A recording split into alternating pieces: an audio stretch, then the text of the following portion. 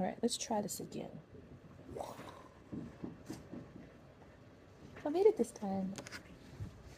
All right, so there's 5 kinds of diets. There's probably more, but the main ones, the 5 top diets for multiple sclerosis and any other autoimmune disease or just whatever, um, here they are. So we have, starting with the bottom one, which is not the bottom one, but one of them, whatever.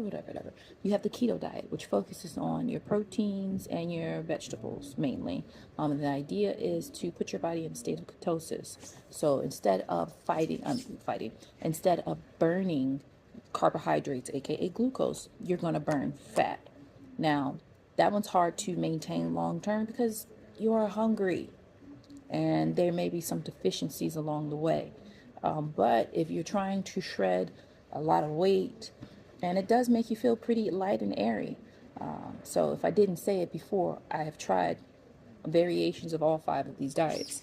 But that one is somewhat hard to maintain, especially if you like bread. Moving on up, you have the OMS diet, which is the overcoming multiple sclerosis diet, which is what they would say a mindless diet. It's not that complicated. It focuses on plant-based or just whole foods. If that's, there's still things that you can eat while on this diet, but you root out dairy and gluten and processed white flour foods. And so overall, it's decently simple. Make sure that you watch out for your triggers. You eat your fruits and vegetables and your whole grains. Next, we have the Mediterranean. We all know the Mediterranean diet. How's it going? Doing well. How are you? We all know the Mediterranean diet. It focuses on fatty acids from fatty fish, olive oil, quality olive oil, avocados. So just really overall good fats, clean food, nothing processed, leafy greens, lots of vegetables, lots of fruits. Not what I would say hard to maintain, and that's a diet for everybody. Moving up from the Mediterranean, we're moving into 2 very specific multiple sclerosis diets, one of which I do follow, but the Walls Protocol, created by Dr. Terry Walls, and it is nutrient dense, and we are also somewhat protein heavy in the sense of we're getting a lot of quality meats and organ meats at that. These are going to be lean meats. These are not going to be your ribeyes and your New York strips. These are going to be your livers, your kidney pates, or however they do that. Very lean meats, and you're going to get several cups of fruit and veggies per day. It is somewhat hard to maintain because it's a lot of chewing, and there are probiotic foods as well, probiotic and prebiotic, so a lot of fermented things. But the issue with that long term is the amount of chewing that you will do. So a lot of people who prescribe to this particular diet tend to put everything in a smoothie. So you're able to get your cups of leafy greens and your fruit by drinking it.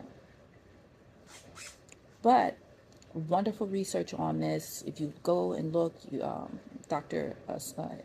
Walls has TED Talk, wonderful stuff. I have her book on Audible. You can subscribe to her email and newsletters. It's great stuff. All right, drum roll. The diet that I prescribe to currently is the Swank diet. And much like the OMS diet, is a mindless diet.